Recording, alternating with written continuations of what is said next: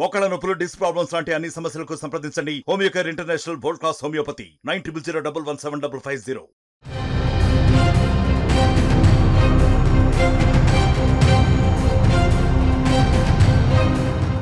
హైదరాబాద్లో వీధి కుక్కల బెడద అనేది చాలా ఎక్కువగా అయిపోయింది. చిన్నపిల్లలు, మహిళలు, వృద్ధులు అని తేడా లేకుండా ఇలా ఎవరిపైనైనా సరే విరుచుకుపడుతున్నాయి వీధి కుక్కలు. 2 రోజుల క్రితం జవహర్ నగర్లో ఓ చిన్నారి పైన దాదాపు 15 నుంచి 20 వీధి కుక్కలు ఇష్టారహితంగా ఆ చిన్నపిల్లాన్ని వీధి కుక్కలు అనేటువంటి దాడి చేసి ఆ దాడిలో చిన్నారి మృతి చెందినట్టు కూడా మనకు వెలుగు చూసినటువంటి ఘటన ఉంది. అయితే ప్రస్తుతానికి అసలు ఎందుకు ఇలా ఈ వీధి కుక్కలు తయారయ్యాయో కూడా తెలియని పరిస్థితిలో ఉన్నారు. జిహెచ్ఎంసీ అలాగే తెలంగాణ రాష్ట్ర గవర్నమెంట్ కూడా వీధి కుక్కల అంశం పైన ఎందుకు స్పందించట్లేదని కూడా ప్రజలు బెంబేలెత్తున్నటువంటి పరిస్థితి కనిపిస్తూ ఉంది. అయితే ప్రస్తుతం తెలంగాణ రాష్ట్ర ప్రభుత్వం అలాగే జిహెచ్ఎంసీ ఈ వీధి కుక్కల పట్ల ఎలాంటి చర్యలు తీసుకోనుందో కూడా మనకు ముందు తెలియనుంది. అలాగే ఈ యొక్క చర్యల్ని కూడా సత్వరంగా తీసుకోవాలని తెలంగాణ రాష్ట్ర ప్రజానీకం అలాగే ముఖ్యంగా హైదరాబాద్ ప్రజలు కూడా విజ్ఞప్తి చేస్తున్నారు. అలాగే మనము ప్రస్తుతము ఐపీఎం సెంటర్ వద్ద ఉన్నాము. అయితే నారాయణగూడలో ఉన్నటువంటి ఈ యొక్క IPM centre vaccination centre, rabies vaccination centre Telugu రాష్ట్రాల్లోనే అతిపెద్దదన్నటువంటి వ్యాక్సినేషన్ సెంటర్ దగ్గర ఉన్నాము. సో ప్రస్తుతానికి ఎలా ఉంది పరిస్థితి, అక్కడ కుక్కకాటుకు సంబంధించినటువంటి వ్యక్తులు, కుక్కకాటుకు గురైనటువంటి వ్యక్తులు ఎంతమంది వస్తున్నారు, ఎలా ఉంది పరిస్థితి అనేది లోపలికి వెళ్ళి చూసే ప్రయత్నం చేద్దాం.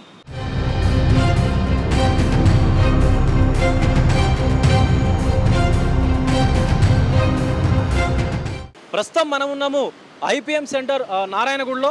సో లోపలికి వెళ్ళి కుక్కకాటు బాధితులు ఎలా ఉన్నారు, వాళ్ళ పరిస్థితి ఎలా ఉందో చూసే ప్రయత్నం చేద్దాం. పదండి లోపలికి. దాదాపు తెల్లవారక ముందే పరిస్థితి చూడొచ్చు మీరు.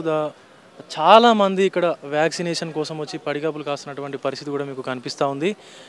సో రోజుకి కనీసం ఒక 100 మంది దాకా కూడా, అంతకంటే ఎక్కువ సుమారు 100 మంది కూడా వ్యాక్సినేషన్ కోసం వచ్చినటువంటి పరిస్థితి కూడా మీకు కనిపిస్తూ ఉంది. చూడొచ్చు, ఇంకా కూడా వస్తూ ఉన్నారు. సో దీన్ని బట్టి చూస్తే మనకు అర్థమవుతుంది హైదరాబాద్లో వీధి కుక్కల బెడద ఎంతగా ఉందో కూడా మనం అర్థం చేసుకోవచ్చు. ప్రస్తుతం మనం ఇక్కడ వ్యాక్సినేషన్ సెంటర్ దగ్గర ఉన్నాము. అయితే మన ముందు కుక్కకాటు బాధితులు చాలామంది ఉండడం మీరు చూస్తున్నారు. ఒక చిన్న పిల్లాడు కూడా ఇక్కడ కూర్చున్నాడు. దాదాపు ఒక 2-3 సంవత్సరాల లోపు ఉన్న పిల్లాడు ఇక్కడ ఉన్నాడు. సో అమ్మ చెప్పండి, అసలు ఎలా జరిగింది? ఆడుతుంటే వచ్చింది, గరిచింది. ఆడుకుంటుంటేనే వచ్చి గరిచేసింది. సో ఎక్కడ గరిచింది? ఇక్కడ రక్తం వెళ్ళింది. చాలా అయిపోయినాయి సార్, చాలా అయిపోయినాయి. ఒక మా ఆయన పోతుంటే నిలబడ్డ. మీది ఎక్కడ? మీ సంతోష్ నగర్. సంతోష్ నగర్. అక్కడ నుంచి ఇక్కడ వ్యాక్సినేషన్ అక్కడ సంతోష్ నగర్ లో కూడా ఇలానే ఉందా పరిస్థితి? అంతటి ఉంది సార్, ఇక్కడ అట్లనే ఉంది, అంతటి ఇట్లానే ఉంది, కుక్కలదే ఉంది బాగా. అమ్మ మీరు ఎక్కడి నుంచి వచ్చారు? మేము చింతల బస్తీ నుంచి వచ్చాం. చింతల బస్తీ నుంచి వచ్చారు. చింతల బస్తీ. మీకు మా ఆయన కొరికింది సార్, అక్కడ పోయిండు ఇంజక్షన్కి, ఇంజక్షన్ కోసం వెళ్ళాడు. ఇదైతే లాస్ట్ సార్. ఫస్ట్ రోజు బెడ్ వెళ్ళి ఇట్లా లోడే పడితే కరెంట్కి వెళ్ళినాము. ఇది లాస్ట్ చూస్తారు. అసలు కుక్కర్ దారుణంగా అయిపోయినాయి సార్, చాలా దారుణంగా. అసలు ఒక పనికి వెళ్ళేటోళ్ళని కూడా పట్టి పెరుకుతున్నాం అంటే ఎంత ఘోరంగా అంటే చాలా కొరుకుతున్నాయి సార్. కుక్కల్ని కొంచెం దయచేసి గవర్నమెంట్ కూడా సహకరిస్తే బాగుంటుంది సార్. జిహెచ్ఎంసీ వాళ్ళు అలాగే తెలంగాణ రాష్ట్ర ప్రభుత్వం కూడా ఈ యొక్క కుక్కల పట్ల, వీధి కుక్కల పట్ల ఎలాంటి చర్యలు తీసుకోవాలని చెప్తారు? అసలు చర్యలు తీసుకోవాలంటే సార్ కొంచెం దయచేసి వాళ్ళు వచ్చి పట్టుకొని పోతే కూడా బాగుంటుంది సార్. ఎందుకంటే పిల్లల్ని బయటకు ఇడవాలన్నా భయం అయిపోతుంది, మేము పండ్లకు వెళ్ళాలన్నా కూడా భయం అయిపోతుంది. ఇది ఇక్కడ మా ఆయన సార్, ఈయన చాలా కొరికింది సార్. ఒక నిలబడ్డాడు, బీడి కాల్చుకుంటా నిలబడితేనే వచ్చి పెట్టింది సార్. అట్లా అలాంటి వాళ్ళకి 5 మందికి ఒకటే రోజు కొరికింది సార్. 5 మంది కొరికింది. మేము కనిష్టం బయటికి వెళ్ళాలన్నా కూడా భయం అయిపోతుంది సార్, పనులు చేసుకోవాలన్నా కూడా. పనులకు వెళ్ళే టైంలోనే జరిగింది. ఆ పనులకు వెళ్ళే టైంలో సార్ మేము బయటికి ఇళ్ళలో పని చేసుకునే వాళ్ళం సార్, బతికే వాళ్ళము. బయటికి వెళ్ళాలన్నా కూడా భయం అయిపోతుంది సార్. వీధిలో కుక్కలు అట్లా రెడీ అయిపోయి తయారైపోతుంది. గవర్నమెంట్ అసలు ఏం చేస్తుంది, కొంచెం దయచేసి వాళ్ళకి చెప్పాలి సార్. మీరు కూడా పట్టుకెళ్ళాలని చెప్పాలి వాళ్ళకు. మేము సహకరిస్తున్నాం, మేము మంచిగా వచ్చారు, మేము కూడా చాలా బాగా చెప్తున్నాము. కొంచెం పుణ్యం కట్టుకొని వాళ్ళకి ఏదో దయచేసి మీరు చెప్పాలి సార్. కుక్కల భయం అనేది చాలా అయిపోయింది సార్, చాలా అంటే చాలా. అసలు ఆ కుక్కలు ఎందుకు అట్లా తయారైనవో ఏమో. మనం వీధిలోకి వెళ్ళి కష్టం చేసుకుంటే గడుపు గడుస్తుంది, లేకపోతే లేదు సార్. మనం వెళ్ళేది పోవాలన్నా కూడా భయం అయిపోతుంది సార్. మాకు కొంచెం దయచేసి మీరు సహకరిస్తే కొంచెం దయచేసి పట్టుకపోమని చెప్పాలి సార్. సార్ ధన్యవాదాలు సార్. సో పనులకి వెళ్ళే సమయాల్లో కూడా కుక్కలు, వీధి కుక్కలు అనేటివి అటాక్ చేస్తున్నాయి ప్రజల మీద. సో ఇలాంటి పరిస్థితుల్లో ఉన్నాము మనం ఇప్పుడు. సో ఇక్కడ మరొకరు కూడా ఉన్నారు, వాళ్ళని అడిగి తెలుసుకుందాం. అమ్మ చెప్పండి మీరు ఎక్కడ- మా వీధి కుక్కే కరిచిందండి. వీధి కుక్క అక్కడ ఉన్నారు, లైన్లో ఉన్నారు. చాలా 5-6 కుక్కలు గుంపులా వచ్చేస్తున్నాయి. ఓ చిన్న పక్క వీధిలో గుడికి వెళ్దామన్నా, షాప్కి వెళ్దామన్నా కూడా గుంపులు గుంపులు, ఏ రోడ్డు మీద చూసినా కూడా గుంపులు గుంపులు ఉంటున్నాయి. అది చాలా దారుణంగా ఉంది. ఇప్పుడు గవర్నమెంట్ కూడా నిన్న కూడా 2 ఏళ్ల పిల్లని టీవీలో చూపించాడు, 2 ఏళ్ల పిల్ల చచ్చిపోయిందని. అక్కడ క్వారంటైన్లో ఇంజెక్షన్ చేస్తే అండి ఎంత నొప్పి అంటే అసలు నరకం అనమాట. అది చాలా పవర్ఫుల్ అనమాట. ఇలా ఇలా ఇలా 5-6 చోట్ల చేసేస్తారు. ఎక్కడ ఖర్చిందో దాని చుట్టూరా చేస్తారు. అది వర్ణనాతీతం, చెప్పలేము ఆ నొప్పి. ఎవరో కుక్క, రోడ్డు మీ కుక్కకి మనం ఇంత నొప్పి భరించడం అనేది చాలా దారుణం అయిపోయింది. అదొకటి. అసలు గవర్నమెంట్ కూడా ఇంజెక్షన్ చేసి వదిలేయాలి కుక్కల్ని అంటున్నారు. వదిలేసినా కరవడం తప్పదు కదండి, కరవడం తప్పదు. మాకు కరిచిన వాళ్ళకి భయం తప్పదు కదా. దానికి ఇంజెక్షన్ చేశారో లేదో ప్రతి మనిషికి తెలియదు కదా. వెళ్ళి ఇంజక్షన్లన్నీ 5-6 ఇక్కడ 4 డోసులు చేయించుకోవాలి, క్వారంటైన్లో 1 డోసు చేసుకోవాలి. ఆ 1 డోసే చుట్టూ 5-6 ఇంజక్షన్లు చేసేస్తారు. అది మరీ నరకం అనమాట. సో ప్రభుత్వానికి మీరేం విజ్ఞప్తి చేస్తున్నారు అంటే ఈ వీధి కుక్కల పట్ల? పట్టుకుపోవాలని చెప్తున్నా అండి. ఇంజక్షన్ ఇచ్చి వదలడం కాదండి, వదిలితే మళ్ళీ కరుస్తుంది కదా, దాని నైజం అది. ఇక్కడ వదిలినంత మాత్రం గుంపులా వచ్చేస్తున్నాయి 5-6 కుక్కలు. వాటికి సరైన రక్షణ లేదు, తిండి లేదు. ఇప్పుడు ఈ అనాథాశ్రమం వల్లాగే కుక్కలకు కూడా ఏదైనా పెట్టేసి వాటి భవిష్యత్తు వాటిని చూడాలి. ఇప్పుడు ఏవో ఉన్నాయి కదా, అమలు పెట్టింది ఏదో రెడ్ క్రాస్ అలా ఏవో, అలా వాటికి కూడా ఒక కేంద్రం ఏదో పెట్టేసేయాలి. అంతేగాని వాటినేమో ఏదైనా కొట్టినా చంపినా మన మీద నేరం వచ్చేస్తుంది. అంతేగాని మనం పడే హింస ఎవరికి గుర్తుపట్టట్లేదు. ప్రతి మనిషి, చిన్న పిల్లలు 2 ఏళ్ల పిల్లాడు ఇంజెక్షన్ చేసుకుంటుంటే ఏడుపు వస్తుందండి. అంత మన తప్పు లేకుండా కూడా మనం పనిష్మెంట్ భరించాల్సి వస్తుంది. రోడ్డు మీకు పిల్లల్ని వదలాలన్న భయం, పెద్దవాళ్ళకే భయంగా ఉంది, ఇంకా పిల్లల మాట ఏంటి. ఇంజెక్షన్ ఇచ్చి వదలడం కాదండి, ఇంజెక్షన్ ఇచ్చి వదిలేద్దామని అనుకుంటున్నారు. ఇంజెక్షన్ ఇచ్చి వదిలేస్తే సమస్య ఏం తీరదు. వాటికి ఏదో ఒక కేంద్రం పెట్టేయాలి. చూస్తున్నారు కదా, ఇక్కడ చిన్న పిల్లలు, మహిళలు, పెద్దవాళ్ళని తేడా లేకుండా ప్రతి ఒక్కళ్ళపైన ఈ యొక్క వీధి కుక్కలు స్వైర విహారం చేస్తూ దాడులు చేస్తున్నాయి. ఇక్కడ దాదాపు మీరు చూడొచ్చు 10ల సంఖ్యలో జనాలు వ్యాక్సినేషన్ కోసం వచ్చినటువంటి పరిస్థితి కూడా మనకు కనిపిస్తూ ఉంది. చిన్నపిల్లలని తేడా లేకుండా, వృద్ధులు, మహిళలని తేడా లేకుండా కూడా. సో చూస్తున్నాం మనం ఇక్కడ ఒక పెద్ద ఆయనని. సో కాలుని, ఇక్కడ తన కాలు వైపు కూడా చూపించండి, మా కెమెరామెన్ చూపించే ప్రయత్నం చేస్తారు.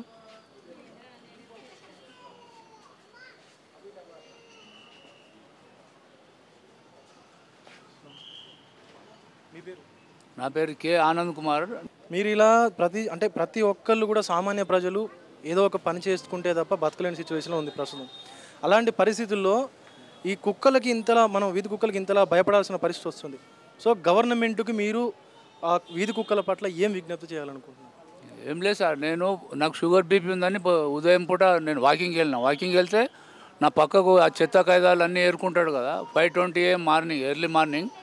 ఆ చెత్తని కడిచేది నాకు గడిచింది. వాడిని వాచ్మెన్ అడిగితే లేదు, మున్సిపల్ వాళ్ళు తీసుకుపోయి దానికి ఇంజక్షన్ ఇప్పించారు, ఏం కాదు అంటున్నాడు.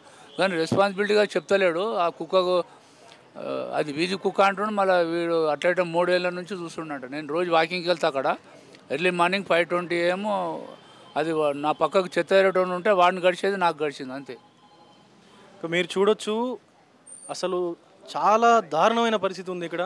చిన్న పిల్లలు, దాదాపు ఒక 3-4 ఏళ్ళ పిల్లలు కూడా సరిగా నడవలేని పరిస్థితిలో ఉన్న పిల్లల్ని కూడా ఈ వీధి కుక్కలు ఇంతలా ఇబ్బంది పెడుతున్నాయి. సో మీ పేరు సార్? గోపాలకృష్ణ అండి. గోపాలకృష్ణ గారు, మిమ్మల్ని ఎక్కడ కుక్క కరిచింది, అసలు ఎందుకు? వాళ్ళకండి లెఫ్ట్ హ్యాండ్ బైక్ పైన పోతున్నాను, సడన్గా వచ్చి కరిచిందండి. మీరు బైక్ పైన వెళ్తుంటేనే వచ్చి కరిచింది. అది ఎందుకంటే వీధి కుక్కలు చాలా అయిపోయినాయండి. చిన్న పిల్లలు స్కూల్కి వెళ్తారు, అటు వెళ్తారు, అని సడన్గా వచ్చి కరిచేస్తున్నాయి. చాలా ఇబ్బంది అయిపోతుందండి మాకు. ఏంటి ఇది, వీధి కుక్కలను కరిస్తే మాకేంది ఈ ఇబ్బందులు చెప్పండి. జిహెచ్ఎంసీ వాళ్ళు కానీ ప్రభుత్వం కానీ ఈ చర్యలు ఏమైనా తీసుకోవాలండి. ప్రభుత్వం చర్యలు తీసుకోవాలి. ఇలాంటివి జరిగినప్పుడు తీసుకోవాలి కదండి. మళ్ళీ ఇబ్బంది పబ్లిక్ అవుతుంది. ఏంది ఇది ఇబ్బంది, గవర్నమెంట్ అనేది ఉన్నది కాబట్టి చర్యలు తీసుకోవాలండి. ఓకే, థ్యాంక్స్ అండి. మీరు ఎక్కడి నుంచి వచ్చారు? కౌకూర్ భరత్ నగర్. సో బాబు ఆడుకుంటుంటే వచ్చి కరిచింది కుక్క. సో బాబు వీధిలో ఇంటి ముందు ఆడుకుంటున్నటువంటి పరిస్థితుల్లో కూడా వీధి కుక్కలు గాయపరచడం జరిగింది, బాబుని కరవడం జరిగింది. వెనకాల నుంచి వచ్చి ఆ బాబుని కరవడం జరిగింది. మీరు చూడొచ్చు, కాలుపైన మా కెమెరామెన్ చూపిస్తున్నారు గాయాలన్నీ. ఎంత బలంగా వాటి పళ్ళతో కరిచిన పరిస్థితి కూడా కనిపిస్తూ ఉంది అక్కడ. నైట్ పూట చాలా గుంపులు ఉంటాయి ఏరియా. సో రాత్రిపూట కూడా చాలా స్వైర విహారం చేస్తున్నాయని చెప్తున్నారు. మనతో 30 అయిందంటే గుంపులు ఉంటాయి ఆడ భరత్ నగర్ కౌకూర్ ఏరియాలో. సో ప్లీజ్ దాన్ని తీసుకుపోయి ఏమన్నా ఇక్కడ వేరే ట్రాన్స్ఫర్ ఏం లేదంటే ఇంగ్లీష్ నిప్పించేసి అది చేయండి ప్లీజ్. రిక్వెస్ట్ చేస్తున్నాం గవర్నమెంట్కి. Thank you very much. చూస్తున్నారు కదా, చిన్న పిల్లలనే కాదు, పెద్దవాళ్ళనే కాదు, వృద్ధులని కాదు, మహిళలని కాదు, ప్రతి ఒక్కరిపైన కూడా చివరికి రోడ్డు పైన వెళ్తున్నటువంటి వాహనదారుల మీద కూడా, బైక్ పైన వెళ్తున్నటువంటి పరిస్థితుల్లో కూడా వెంటపడి మరీ కాటేస్తున్నటువంటి, కరుస్తున్నటువంటి పరిస్థితి మనకు కనిపిస్తూ ఉంది. మీరు చూస్తున్నారు కదా, చిన్న పిల్లోడు, దాదాపు మాటలు కూడా సరిగా రానటువంటి చిన్న పిల్లోడు, ఆ పిల్లోడి పైన కూడా ఒక వీధి కుక్కలు కరిచినటువంటి సంఘటన జరిగింది. అమ్మ మీరు చెప్పండి, ఎక్కడ మాది సైరాబాద్. సో అక్కడి నుంచి ఇక్కడికి వ్యాక్సినేషన్ కోసం వచ్చారు. సో ఎలా జరిగింది అసలు బాబు పైన దాడి, కుక్కల దాడి? బాబు నిల్చున్న దగ్గరనే వచ్చి గడిచింది. బాబు రోడ్డు మీద నిల్చున్నటువంటి పరిస్థితుల్లోనే వచ్చి బాబు పైన దాడి చేసినటువంటి పరిస్థితి కూడా మనకు నెలకొందని చెప్పి బాబు వాళ్ళ తల్లి మనకు తెలిపారు. ఎక్కడ కరిచిందమ్మా బాబు? ఇక్కడ గడిచింది. మీరు చూడొచ్చు ఎంత దారుణంగా బాబు పైన కుక్కలు దాడి చేసాయో కూడా చూడొచ్చు. మనం ఆ దృశ్యాన్ని చూడొచ్చు, ఎంత బలంగా వాటి పళ్ళతో కరిచినటువంటి దృశ్యాలు కూడా మా కెమెరామెన్ మీకు చూపిస్తున్నారు. ఎంత దారుణంగా ఉందో కూడా చూడొచ్చు పరిస్థితి. దాదాపు మాటలు రానటువంటి చిన్న పిల్లలపైన కూడా కుక్కలు స్వైర విహారం చేస్తూ ఉన్నాయి. సో అధికారులు, రాష్ట్ర ప్రభుత్వం, జిహెచ్ఎంసీ అధికారులు ఏం చేస్తున్నారో కూడా తెలియని పరిస్థితుల్లో ఉన్నాం.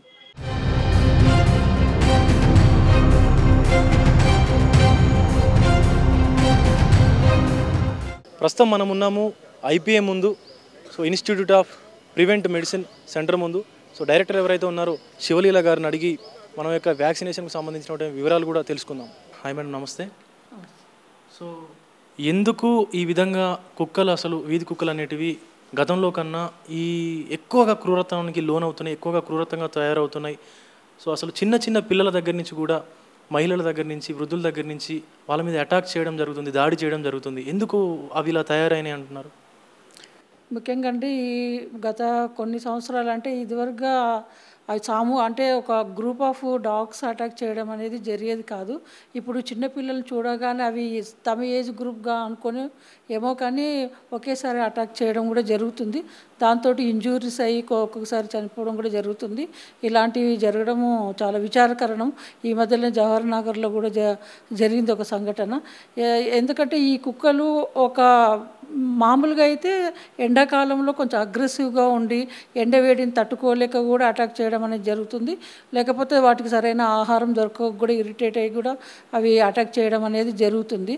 అంతేగాని ఇవి అంటే ఎప్పుడైతే మనకు వర్షాకాలం స్టార్ట్ అయిందో అప్పుడు చల్లటి వాతావరణం అలాంటి అటాక్స్ అనేటివి ఈ మధ్య కాలంలో చూస్తున్నాం, కానీ ఇదివరకు ఎప్పుడు చూడలేదు. ఈ మధ్యలో ఎక్కువగా పిల్లల మీద అటాక్ చేయడం అనేది బాధాకరము. ఎందుకంటే పిల్లలు వాళ్ళకు ఉండే బలహీనతను ఆసరగా చేసుకొని కూడా అటాక్ చేయడం జరుగుతుంది. ఎందుకంటే ఒకేసారి 5-6 కుక్కలు వాటి పిల్లల మీద అటాక్ చేయడంతో అవి తట్టుకోలేరు పిల్లలు, కాబట్టి కూడా అవి జరుగుతుందండి. మేడం, దాదాపు సుమారు తెల్లవారక ముందు నుంచే కూడా చాలామంది పదుల సంఖ్యలో వ్యాక్సినేషన్ కోసం వస్తున్నారు. సో ఏ ఏజ్ గ్రూప్ వాళ్ళు వస్తున్నారు వ్యాక్సినేషన్ కోసము? ముఖ్యంగా ఇప్పుడు మా ఇన్స్టిట్యూట్ ఆఫ్ ప్రివెంటివ్ మెడిసిన్లో మేము యాంటీ రేబీస్ వ్యాక్సిన్ ఇస్తున్నాము. ఇది అంటే గత 60-70 ఇయర్స్ బ్యాక్ కూడా మాకు మ్యానుఫ్యాక్చరింగ్ యూనిట్స్ ఉండేటివి. ఇక్కడ యాంటీ రేబీస్ వ్యాక్సినేషన్ కూడా ప్రొడక్షన్ జరిగేది. సైమల్టేనియస్గా అది వైండ్ అప్ అవ్వడం జరిగింది. అప్పటి నుంచి కూడా మేము ఇవ్వడం జరుగుతుంది. ఎందుకంటే మాకు ముఖ్యంగా ఇది 365 days కూడా మేము వ్యాక్సినేషన్ ఇస్తాము ఇక్కడ. ఈవెన్ సండేస్, పబ్లిక్ హాలిడేస్లో కూడా మేము వ్యాక్సినేషన్ ఇవ్వడం జరుగుతుంది. ముఖ్యంగా మాకు దగ్గరకు వచ్చేవాళ్ళు పిల్లలే కాకుండా మధ్య వయసు వాళ్ళు, మామూలుగా అటాక్స్ అవ్వడం అనేది పిల్లలు అండ్ ఓల్డ్ ఏజ్ గ్రూప్స్ వాళ్ళే ఎక్కువగా అటాక్ అవ్వడం అనేది జరుగుతుంది.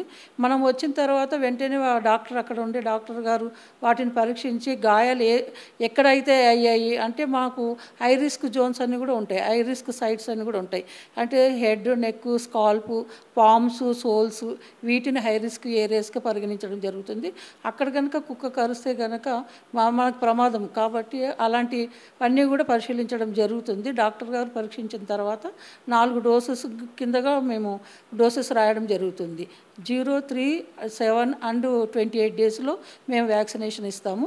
ప్రయర్గా అంటే ముఖ్యంగా మనము ఎప్పుడైతే కుక్క కరిచిందో వాటికి ప్రాథమిక చికిత్స చేయాలి. వెంటనే కుక్క కరిచిన వెంటనే మనం రన్నింగ్ వాటర్ అంటే ట్యాప్ వాటర్ కింద మంచి డిటర్జెంట్ సొల్యూషన్ కానీ సోప్ కానీ పెట్టి తరోగా వాష్ చేయాలి. అది మనం చేయాల్సిన ప్రథమ చికిత్స.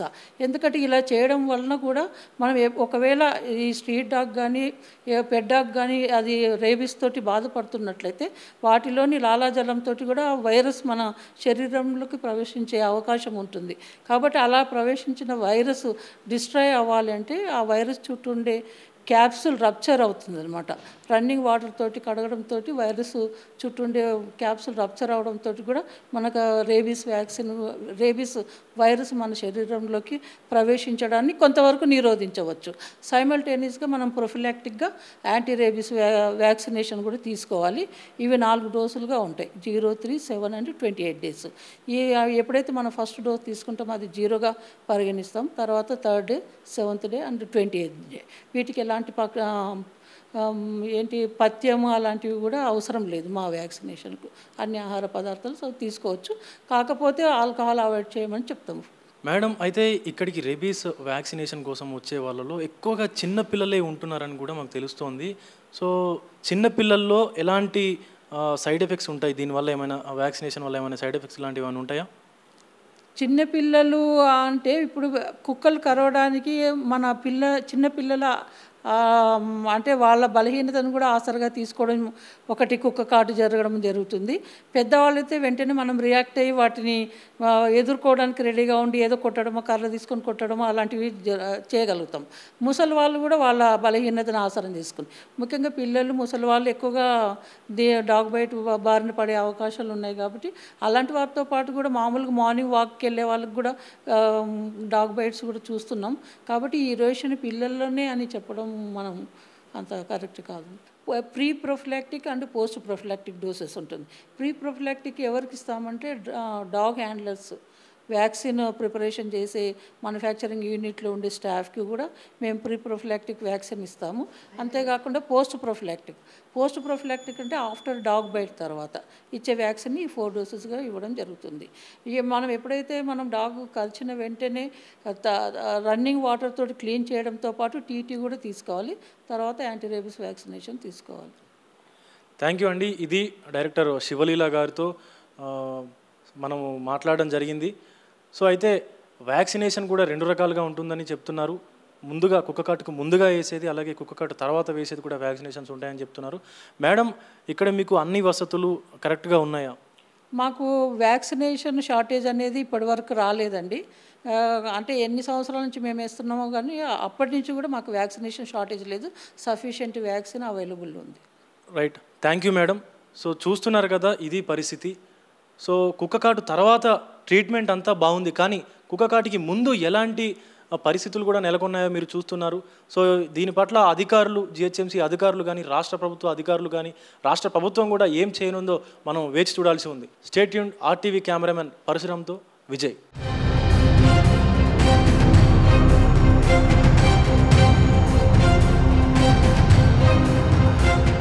మరిన్ని వీడియోస్ కోసం ఛానల్ ని సబ్స్క్రైబ్ చేయండి. లేటెస్ట్ అప్డేట్స్ కోసం వాట్సాప్ ఛానల్ ని ఫాలో చేయండి. అండ్ లింక్ డిస్క్రిప్షన్ లో ఉంది.